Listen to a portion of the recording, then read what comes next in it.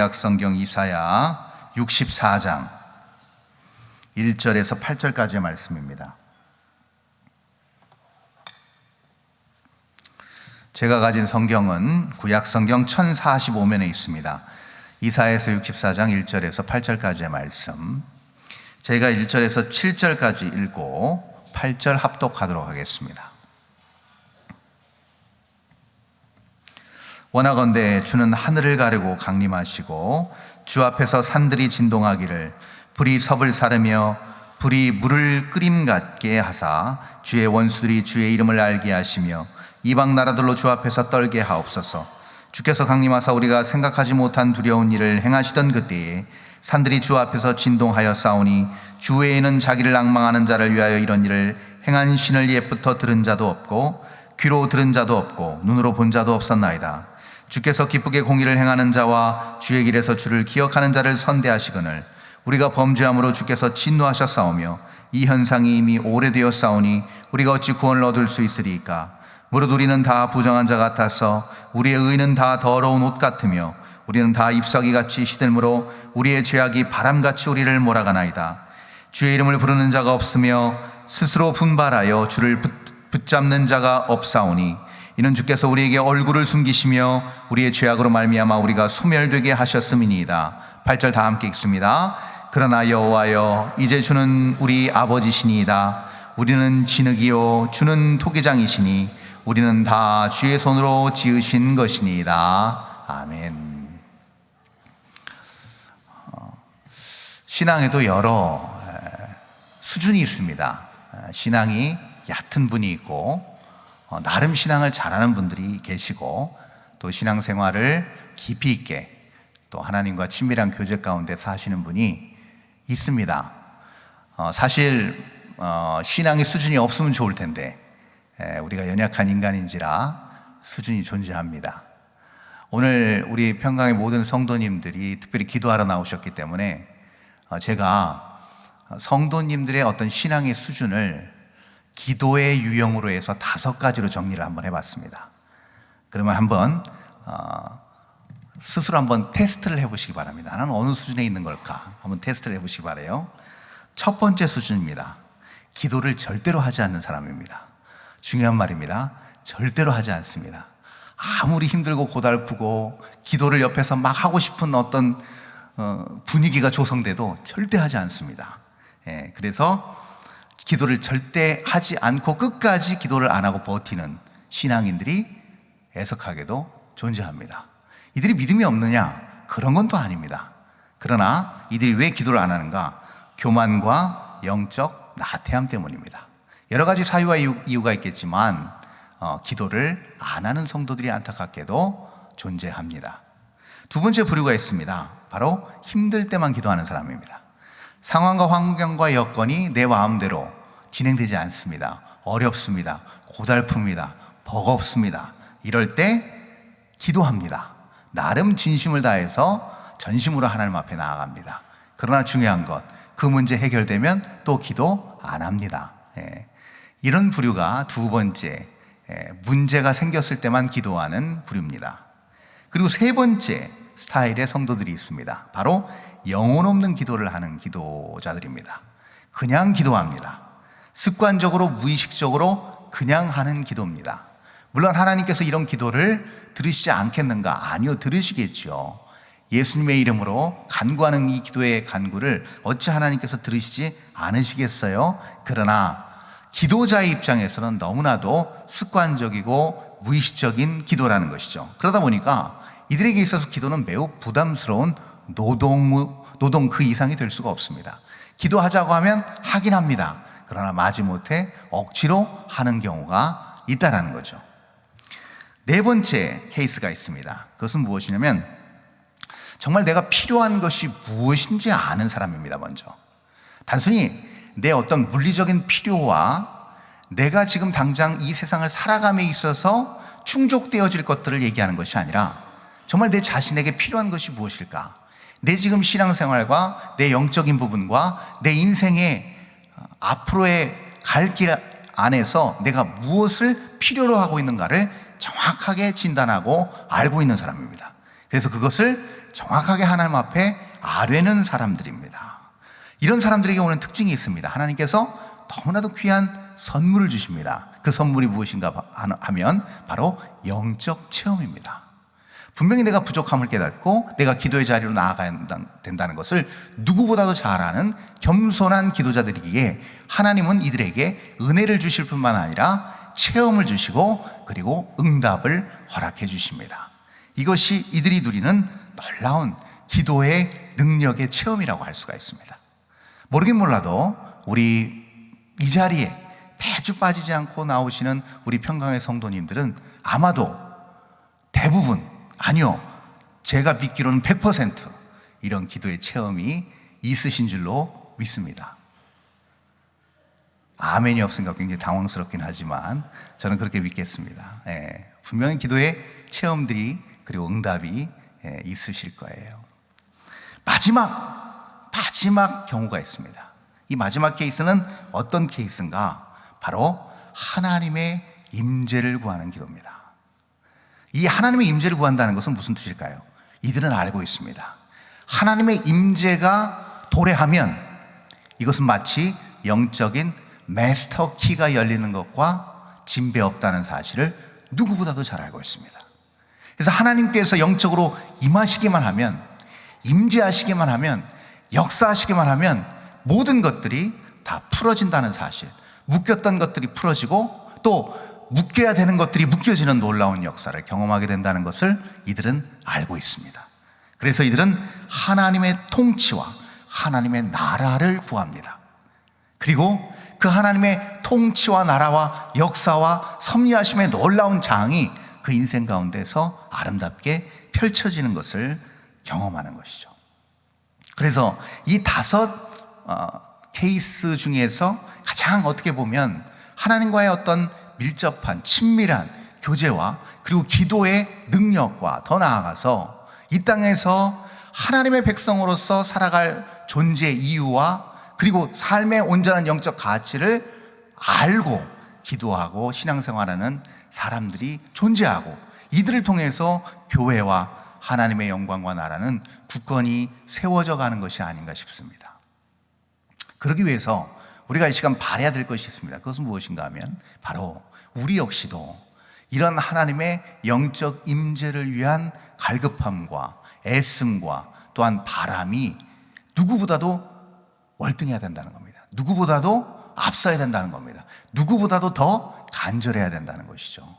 왜냐하면 이것은 이 세상 그 어디서도 얻을 수도 없고 이 세상 그 어떤 유력한 곳에서도 줄 수 없는 하나님으로부터 오는 진정한 영적 선물이기 때문에 그렇습니다. 오늘 우리가 읽은 이사야서 64장 1절에서 8절까지의 말씀이 이것을 우리에게 잘 가르쳐주고 있습니다.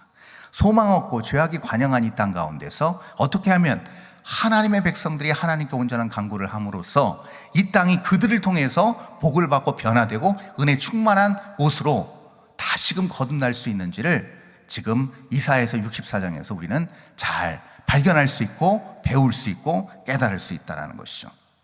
역시 아닌 게 아니라 이사야도 이것을 경험했습니다. 그렇죠? 하나님의 임재를 너무나도 생생하게 경험한 이사야가 이사야 6장에 그것이 잘 나타나 있죠.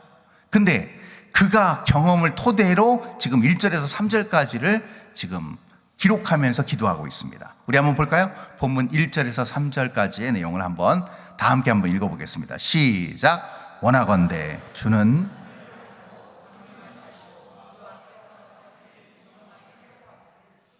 불이 섭을 사르며 주의 원수들이 주의 이름을 알게 하시며 이방 나라들로 주 앞에서 떨게 하옵소서. 3절. 주께서 강림하사 우리가 생각하지 못한 두려운 일을 행하시던 그때에 산들이 주 앞에서 진동하여 싸우니. 아멘입니다. 지금 이사야가 제일 먼저 간구하는 내용이 무엇인가? 소망 없고 희망 없고 어떤 대안이 없는 이 세상에서 무엇이, 어떤 현상이, 어떤 역사가 일어나야만 이 모든 것들을 온전히 뒤바꿀 수 있을까를 간절히 그가 기도하는 첫머리에 그가 하나님 앞에 간구한 내용이 무엇인가? 바로 원하건대 주는 하늘을 가르고 강림하시고, 3절에도 주께서 강림하사, 이 중요한 표현을 하고 있는 것이죠. 그래서 여러분, 이사야는 알았습니다. 하나님이 강림하시면, 하나님이 임재하시면, 하나님이 함께 하시면, 하나님이 개입하시면 이 모든 것들이 완전히 뒤바뀐다는 사실을 그는 너무나도 잘 알고 있었고 확신하고 있었습니다. 자, 그렇다면 왜 우리는 조금 더 구체적으로 생각해 볼 필요가 있습니다. 하나님의 임재와 하나님의 강림하심의 역사가 왜 우리에게 절실한 것인가? 왜 이것이 우리에게 필요하고 매번 우리가 기도의 시간마다 빼놓지 않고 이 기도를 해야만 되는 것인가? 그 이유가 바로 본문 6절에 나타나 있습니다. 한번 본문 6절 한번 볼까요? 이렇게 나타나 있죠. 자, 다 함께 읽습니다. 시작. 무릇 우리는 다 부정한 자 같아서 우리의 의는 다 더러운 옷 같으며 우리는 다 잎사귀같이 시들므로 우리의 죄악이 바람같이 우리를 몰아가나이다. 6절 뒷부분이 그렇게 끝나죠. 여러분, 6절에서 지금 분명하게 얘기하고 있습니다. 이사야 선지자는 지금 우리가 하나님의 강림하심, 임재하심의 역사를 그토록 필요로 하는 이유가 무엇인가 하면 우리가 죄인이기 때문이랍니다. 죄인이란 거예요. 우리가 스스로 이 죄의 굴레를, 이 속박을 벗을 수 없다는 것을 지금 이사야 선지자는 얘기하고 있는 겁니다. 여러분, 죄가 왜 이토록 위력적으로 집요하게 우리의 삶을 멸망으로, 불행으로, 저주로 끌고 가고 있는 것일까요? 우리가 오늘도 나름의 기도의 제목을 가지고 이 자리에 나왔을 것인데요, 그 고통과 아픔과 문제와 이 버거운 삶, 인생의 무거운 짐들이 결국은 그 근저, 그 본질을 역추적해서 따라가 보면 그건 뭘로 비롯된 것일까요?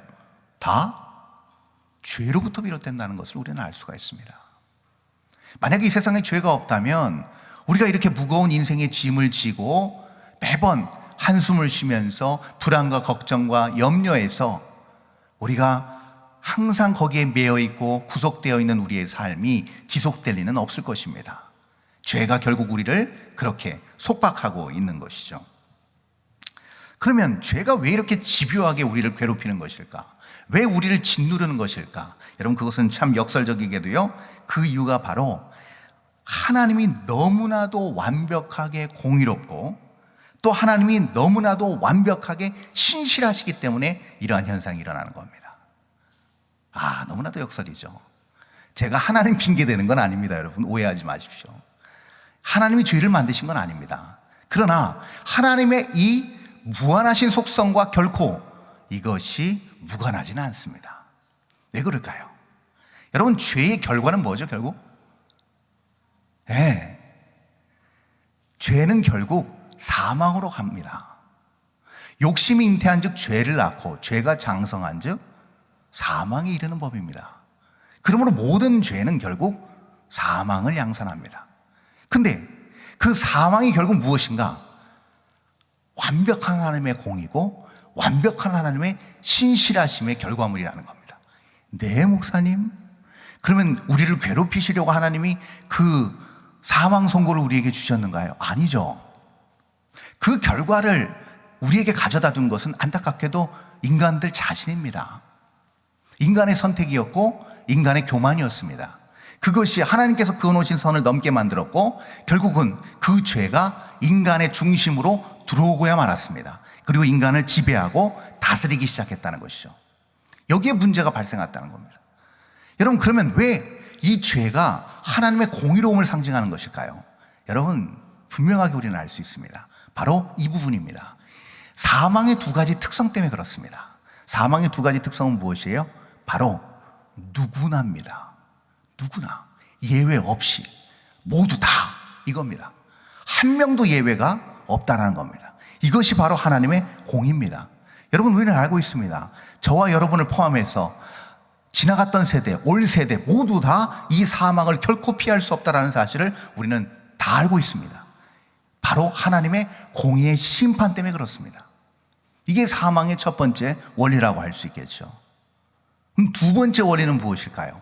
바로 하나님의 신실하심이 이 죄된 형벌인 사망을 결국 만들어냈다는 겁니다. 만들어냈다는 말은 이상하지만 결국 야기하게 만들었는데 이것이 무엇인가 하면 바로 하나님의 신실하심, 바로 사망은 반드시 온다는 겁니다. 우리는 알고 있습니다. 누구에게나 반드시 사망은 찾아오게 된다라는 것이죠. 하나님께서 처음에 에덴 동산 정중앙에 있는 선악을 알게 하는 나무의 실과를 먹을 때 너희는 정녕 죽으리라라는 그 선포 안에 하나님의 공의로움과 신실하심이 그대로 배어있는 하나님의 말씀이 선포되었습니다. 실존적으로 역사하는 하나님의 말씀이 나갔고 그 말씀은 현실이 되어 이루어졌습니다. 인간이 그 범죄에서 그 죄를 범하게 됨으로 말미암아 그것은 인간 안에 들어오게 되어버렸다는 것이죠. 결국 이것이 아주 집요하게 우리를 괴롭히고 있다는 겁니다. 우리를 피곤하게 만든다는 것이고 우리 안에 깊숙이 뿌리 잡아서 우리에게 고통과 아픔을 계속 가져다 준다는 것이죠. 자, 그렇다면 하나님의 임재는 어떻게 이런 사망과 죄와 이런 모든 죄로부터 비롯된 아픔과 고통을 돌이키고 극복하고 회복시킬 수 있는 것일까? 하나님의 임재 한 번으로 이 모든 것들이 다 회복될 수 있을까? 전화회복될 수 있는 것일까? 그 근거가 바로 오늘 본문 3절과 4절에 나타나 있습니다. 다시 한번 띄워주시겠어요? 우리 본문 3절과 4절 다 함께 읽습니다. 시작. 주께서 강림하사 우리가 생각하지 못한 두려운 일을 행하시던 그때에 산들이 주 앞에서 진동하여 싸우니 주 외에는 자기를 앙망하는 자를 위하여 이런 일을 행한 신을 옛부터 들은 자도 없고 귀로 들은 자도 없고 눈으로 본 자도 없었나이다. 아멘. 자, 여기서 중요한 표현을 이사야가 하고 있습니다. 그 중요한 표현이 무엇인가 하면요, 바로 3절에 나타나 있는, 하반절에 나타나 있죠. 그때의 산들이 주 앞에서 진동하여 싸우니 라는 표현입니다. 이 표현이 굉장히 중요합니다. 여러분, 2700여 년 전에 이사야가 살았던 시대의 산은 어떤 의미였을까요? 지금도 역시 마찬가지겠지만 산은요, 언제나 반드시 변함없이 그 자리에 부동으로 떡하니 서 있는 게 산입니다. 아무도 건드릴 수 없는 위엄을 자랑하는 인간이 정복할 수 없는 자연의 산물이 바로 산입니다. 근데 그 산이 지금 어떻게 됩니까? 주 앞에서 진동하여 싸우니 라는 표현을 합니다. 여러분, 해외여행이나 또 외국에 많이 다녀보신 분들은 명소를 다녀보셨을 겁니다. 근데 인간이 지은 구조물 아무리 멋있어도요, 그 구조물에 우리가 압도되기는 쉽지 않습니다. 그렇죠? 왜냐하면 우리가 사는 서울 시내도 우리를 압도할 만한 건물들이 존재하고요, 실제로 압도할 만한 큰 건물에 매일 사시는 분들도 여기 계시기 때문입니다. 그렇기 때문에 사람이 만든 큰 건축물로 압도되기는 쉽지 않습니다. 그러나 하나님이 만드신 자연은 이야기가 다릅니다. 여러분, 우리가 상상할 수 없는, 인간이 감히 만들 수 없는 규모의 큰 자연 앞에 서보신 경험이 있습니까? 저는 2번 있습니다. 남미의 이과수 폭포와 미국의 그랜드 캐년 앞에 섰을 때입니다. 여러분, 그때의 느낌은 어떤가 하면 장엄하다 못해 압도되고 그것을 넘어서 두려움을 느낍니다. 그리고 나오는 저의 한마디는 무엇인가? 하나님이 이 모든 것을 만드셨군요. 그리고 다스리시는군요. 하나님의 능력이군요. 지혜군요. 이렇게 고백할 수밖에 없다라는 겁니다. 그 능력 앞에 압도된다는 겁니다. 그런데 여러분, 문제는 뭐냐면 사람들이 이 하나님의 놀라우심, 광대하심, 지존하심, 인간이 상상할 수 없는 놀라운 하나님을 놓치고 있다는 겁니다. 발견하지 못한다는 거예요. 죄의 전형적인 특성이 바로 여기에 있습니다. 그 웅장한 자연 앞에서도 부르르 떨면서 그 웅장함과 장엄함 앞에 압도되는데, 그 피조물을 지으신, 그 창조물을 지으신 창조주 하나님은 어련하시겠습니까? 그 앞에 섰을 때 우리가 감히 숨이나 제대로 쉴 수 있겠습니까? 여러분, 우리가 하나님의 임재와 강림하심을 기대하고 바라면서 기도하지만 만약에 하나님이 생으로 아무 필터링 없이 우리에게 그냥 바로 임재하시고 강림하신다고 했을 때 여러분, 목숨을 부지할 사람이 누가 있겠습니까? 두려움 너머에 크나큰 압도됨과 우리가 상상할 수 없는 경이로움과 환희와 우리가 형언할 수 없는 놀라운 감격과 은혜가, 영광이 가득할 것입니다. 그런데 문제는 우리가 그렇게 알고 사랑하고 믿고 우리와 함께 하시는 하나님이 우리 옆에 계심을, 우리와 함께 하심을, 지금도 우리의 간구와 우리의 신음과 우리의 바람에 응답하시는 줄을 우리가 한 번씩 놓치고 산다는 겁니다. 여러분, 우리 예수님께서 이런 비유를 하셨습니다. 너희가 겨자씨만한 작은 믿음 하나만 있어도 이 산을 명하여 저쪽으로, 이 산을 명하여 바다에 던지라 하면 이 산이 옮겨질 것이라고 말씀하셨습니다. 예, 우린 잘 알고 있습니다.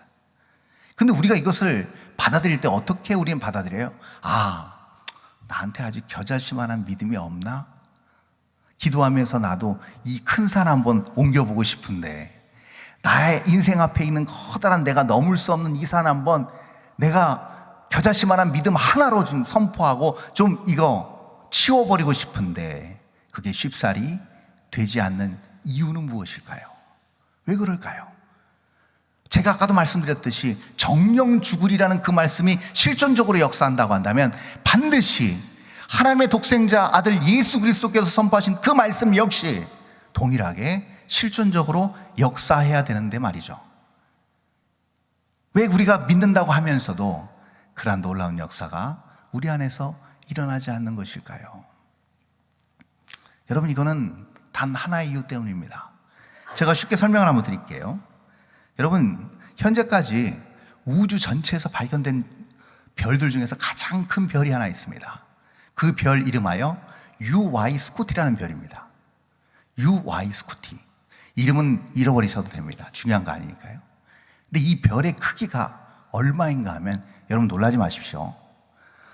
여러분, 이 별이 끝부분이 태양에서 시작한다고 한다면 다른 쪽 지름의 끝부분이 어디 닿는 줄 아세요? 토성까지 닿습니다. 가늠이 안 되시죠? 그러신 표정입니다. 마치 이것과 같습니다. 여러분, 태양이 지구의 몇 배냐면요, 정확하게 크기만 109배입니다. 태양이 지구의 크기보다 109배가 큽니다. 그런데 이 태양이 축구공으로 비유한다고 한다면요, 이 UY 스쿠티스라는 이 별의 크기는요, 태양이 축구공만 한데 이 별의 크기는 에베레스트 산보다도 1.5배 더 큰 거라고 보시면 됩니다. 여러분, 에베레스트 산보다 더 큰 산에서 지름 20cm 공을 찾는다고 생각해 보십시오. 이것이 그나마 인간의 과학과 지식으로 발견한 제일 큰 별인데 더 큰 별이 있을 가능성은 너무나도 많습니다. 자, 그런데 여러분, 이러한 큰 별이 우주상에 존재함에도 불구하고 우리는 어떻게 보입니까? 그냥 무수한 별들 중에 빛나는 한 별일 뿐이에요. 왜 그럴까요? 너무나도 멀리 있기 때문입니다. 너무나도 멀리 떨어져 있어서 그냥 그 엄청나게 큰 별임에도 불구하고 그 별은 우리에게 크게 다가오지 않는 법입니다. 오히려 주변의 별들이 조금 더 가까운 달이 우리에게 더 크게 다가올 수 있는 것이죠. 마치 이것과 같습니다. 우리에게 있어서 그 광대하시고 그 위대하신 하나님이 작게 보이는 이유는 무엇일까? 바로 우리가 하나님과 멀리 떨어져 있는 것도 있는 거지만 그 우리와 하나님 사이에 가려져 있는 많은 다른 가까이 보이는 것들 때문에 그렇습니다. 별을 볼라치면 지붕이 걸립니다. 별이 볼라치면 집에 지붕이 걸립니다. 별을 볼라치면 많은 것들이, 제약적인 것들이 너무나 많습니다. 구름이 보입니다. 낮에는 또 별을 볼 수 없습니다. 이런 환경들 때문에 우리는 그 별의 실체를 조그만 빛으로밖에 볼 수가 없다라는 겁니다. 어떻게 보면 예수님의 그 겨자씨만한 그 알갱이로밖에 보이지 않는다는 것이죠. 하나님의 임재와 역사가 일어날 때 그러면 어떠한 현상이 일어나는가? 여러분, 하나님께서는요, 우리에게 보여주시기를 원하시고 드러내시기를 원하시고 말씀하시기를 원합니다. 그러나 죄된 인간의 본성과 죄악된 부정한 인간의 마음으로는 온전히 하나님과 온전한 유대관계, 온전한 밀접한 영적인 관계를 유지할 수가 없습니다. 그것을 오늘 본문 7절에서 우리는 살펴볼 수 있습니다. 오늘 본문 7절 한번 다 함께 읽습니다. 시작.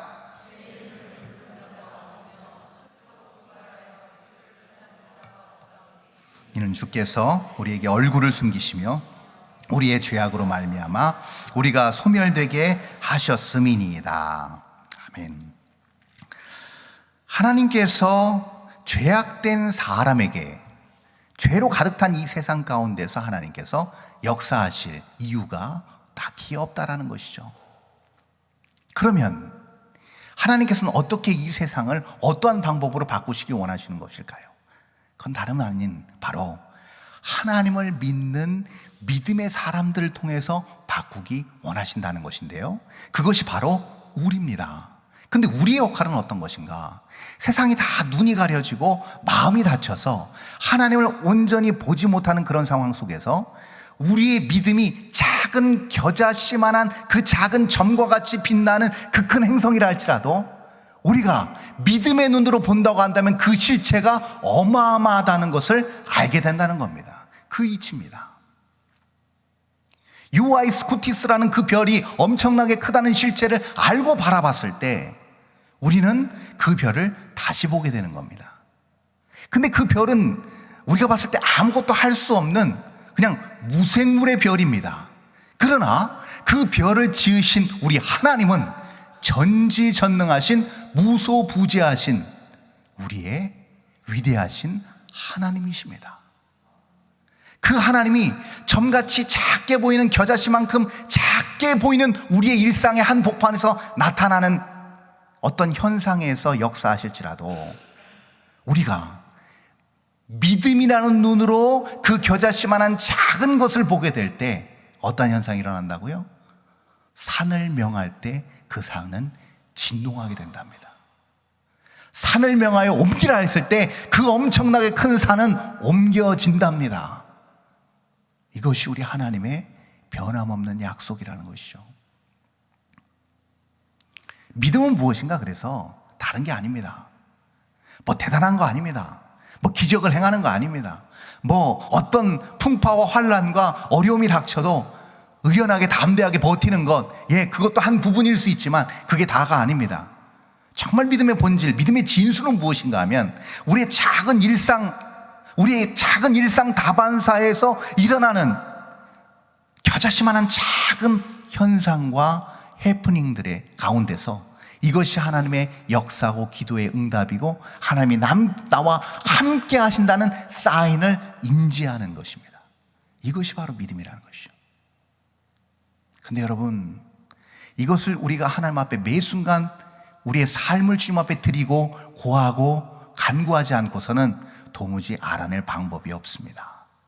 기도하지 않았는데 어떻게 분별할 수 있겠습니까? 바라지 않는데 어떻게 그것이 눈에 띌 수 있겠습니까? 겨자씨만한 작은 것들인데요. 그러나 우리가 하나님 앞에 영적인 눈을 뜨고 하나님의 임재와 강림하심의 역사가 임하게 될 때 어떤 현상이 일어나는가? 우리는 영적으로 민감해지게 됩니다. 그 민감해지게 되면서 나타나는 같이 동시에 나타나는 현상이 있는데 그것이 바로 오늘 본문 8절 마지막 절에 나타나 있습니다. 우리 한번 마지막 절 읽어볼까요? 시작. 그러나 여호와여, 이제 주는 우리 아버지시니이다. 우리는 진을 이어 주는 토기장이시니 우리는 다 주의 손으로 지으신 것이니이다. 아멘. 자, 어떻게 발견할 수 있다고요? 바로 그 위대하고 광대하신 하나님의 임재와 역사와 강림하심이 나타났을 때 무엇을 보게 되는가? 바로 우리의 실체를 보게 됩니다.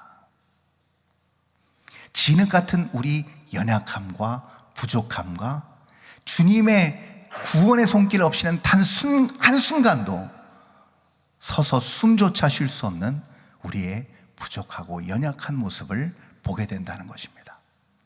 그러면 어떻게 될까요?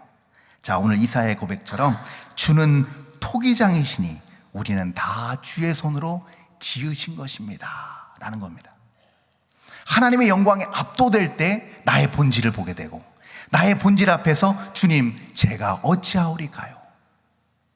주님, 이제 제가 어떻게 해야 되겠습니까? 라고 주님 앞에 나아갔을 때 또 모두 다 공통적으로 나오는 두 가지 전형적인 현상이 있습니다. 그 전형적인 현상이 무엇일까요? 그것은 다른 게 아닙니다. 바로 표대를 보게 됩니다. 정확한 방향을 보게 됩니다. 내가 달려갈 길을 확실하게 알게 됩니다. 내가 내 생각으로 가득 차 있고, 내가 무엇인가를 내 스스로 할 수 있고, 내가 믿음의 눈으로 보지 않아도 모든 것을 내가 판별할 수 있고 분간할 수 있고 판단할 수 있다는 마음이 내 마음속에 가득 찬 이상 절대로 우리는 온전한 영적인 표대를 볼 수가 없습니다. 사라질 것, 없어질 것, 언젠가는 다 멸망할 것들 붙잡고 살아갈 수밖에 없게 되는 겁니다. 그러나 하나님의 영광과 임재와 그 강림의 역사 앞에서 내 자신을 발견하고, 내가 진흙과 같은 보잘것없는 존재이고 나를 빚으신 토기장이 하나님 앞에 내 자신을 온전히 헌납하고 드리게 될 때 어떤 현상이 일어나는가? 분명한 표대와 방향을 보게 된다는 겁니다. 그 표대와 방향에 이어서 두 번째 나타난 특징이 무엇인가? 바로 그 안에서 뛰어다니면서 자유함을 누립니다. 왜 그럴까요? 여러분, 우리가 자유함을 누리지 못하는 이유는 단 하나입니다. 우리가 유한하기 때문입니다. 우리의 지혜와 우리의 능력과 우리의 모든 삶의 영역이 제한적이기 때문입니다. 그래서 뭔가 해결돼서 빡 손 올려서 뻗으면 제한적이기 때문에 턱 걸립니다. 움직이질 못합니다. 뭐 문제가 해결돼서 손 한번 들으려고 했는데 또 다른 문제가 턱하니 가로막습니다. 이 산 넘으면 또 다른 삶이 기다리고 또 다른 산이 기다리면 더 넓은 바다가 우리를 기다립니다. 유한하고 제한적인 우리의 삶, 절대 자유함을 얻을 수 없습니다. 달려가는 인생이라 할지라도 언제나 장애물은 존재합니다. 그러나 하나님 앞에서 영적 표대를 발견한 사람의 전형적인 특성은 무엇인가? 다릅니다. 부르신 부름의 상을 위하여 달려가기 때문에 이 세상에 종속된, 이 세상에 국한된, 이 세상의 제한적인 것을 바라보지 않기에 그는 자유합니다. 왜요? 무한하신 하나님 안에서 우리보다 크신, 아무리 손을 뻗고 발을 뻗어도 결코 닿을 수 없는 그분 안에서 누리는 자유이기 때문에 그렇습니다. 그 안에서 아무리 뛰노라도, 그 안에서 아무리 내가 숨이 턱에 올 때까지 달려도 절대로 끝이 안 보이기 때문입니다. 그래서 그 안에서는 우리가 언제든지 항상 자유할 수 있는 겁니다. 그 하나님의 영광과 그 하나님의 위대함과 광대함이 우리와 함께함으로 우리를 당신이 원하시는 목적지까지 인도하신다는 그 하나만으로 우리는 이 세상에서 그 어떤 것과도 비교할 수 없는 은혜와 기쁨과 만족이 충만한 줄 믿습니다. 그게 우리의 삶입니다.